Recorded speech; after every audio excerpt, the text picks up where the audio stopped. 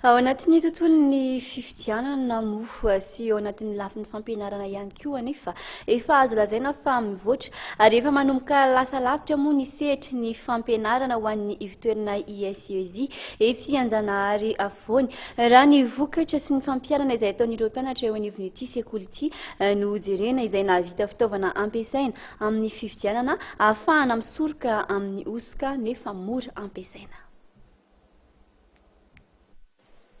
Tsy mena mitahy amin'ny amin'ny velona fa manana tanora mahay sy avaram-pianarana isika eto Madagasikara.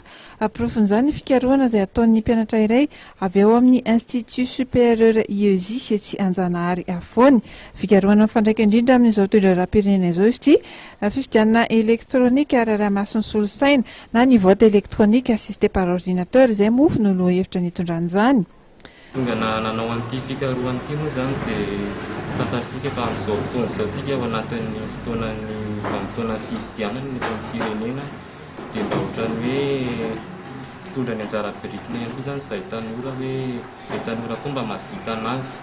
Tsy hoe tsy mena mitahy amin'ny zavatra vita avy any ivelany izany ny zavatra vitantsika malagasy. Sady ity zavatra présenteko androany ity izany dia misy point lehibe izany hoe ny fampiasana ny ataontsika hoe carte d'identité nationale izay biométrique moa izy amin'izao fotoana izao misy an'ity code barre ity.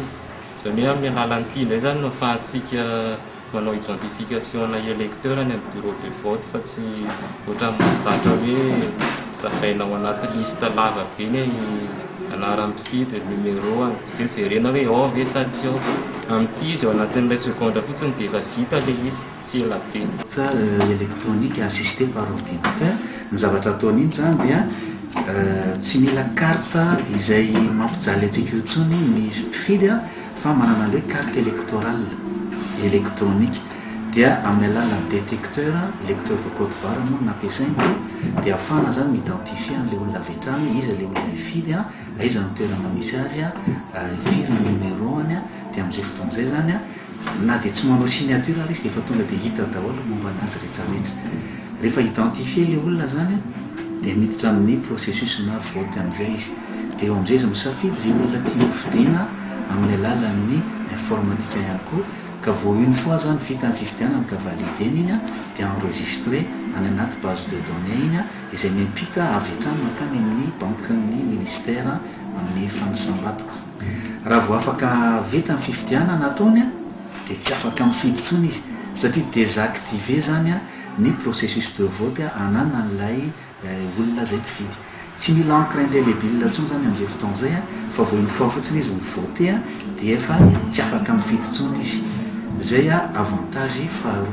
Avantage fahatelo vao deux moments izany manao ilay fifidianana dia efa comptabiliser ny voix izay vidiana ho an'izay candidat safidianana.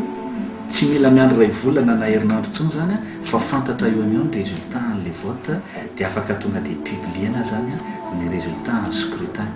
Fahatelo no tena zava-dehibe ao anatin'ilay izy dia afaka manao vote à distance izy par voie web. Izany hoe na any Diego ilay olona amin'ny fotoana io kanefa tokony hifidy atao Antananarivo dia afaka miparticiper amin'ilay vote izy zany satria efa mandeha en réseau ilay izy par voie web. Ka dia amin'izay fotoana izay na any ampitan-dranomasina ary tsy maninona mihitsy zany, tsy mila maka ordonnance any amin'ny tribonaly, tsy mila mijery intsony hoe ty olona ity ve sanatria efa nisazy ka tsy afaka mifidy intsony fa dia amin'ilay identificateur na électeur fotsiny zany dia tonga dia hita avy hatrany momba an'ilay olona dia afaka mifidy izy dia comptabiliser avy hatrany ny vote izay ataony. Raha ny nambarany taleny sekoly dia mpampianatra matianina sy mananatra-kefa no mandraikitra ireo mpianatra ka ahafahan'ny Institut Supérieur IESI mahazo vokatra mivaingana toy izao. Fantatra fa ny 5 novambra moa ny fidirana manaraka indray ny antoerana ny fisorohana anarana dia efa misokatra isan'andro eny Anjanahary afovoany.